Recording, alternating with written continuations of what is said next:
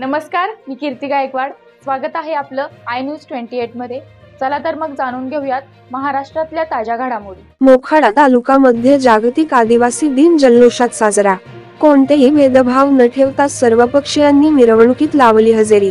आदिवासी नायक क्रांतीसूर्य बिरसा मुंडा यांच्या प्रतिमेस पुष्पहार अर्पण करून कार्यक्रमाची सुरुवात करण्यात आली। थोर क्रांतिकारी समाजसेवक राघोजी भुजबळ व बिरसा मुंडा यांचे झेंडे लावून आदिवासी युवकांनी दुचाकी वाहनांवर मिरवणुकी काढल्या। ढोल नाच, तारपा नाच, संबळाच्या तालावर नाचत प्राचीन आदिवासी वेशभूषा धारण करून आदिवासी संस्कृतीचे दर्शन घडविण्यात आले। माननीय पालघर जिल्हा परिषद अध्यक्ष प्रकाशजी निकम साहेब संबळाच्या तालावरती थिरकताना दिसले। आदिवासी परंपरेचा वारसा जपत जिल्हा परिषद सदस्य सारिकाताई निकम, माजी उपनगराध्यक्ष बेबीताई बरफ, माजी नगरसेविका अनिताताई धुडी यांनी गौराई नाचविले। तसेच काही आदिवासी युवकांनी पोस्टरच्या माध्यमातून समाजाला जागरूक करण्याचे काम केले।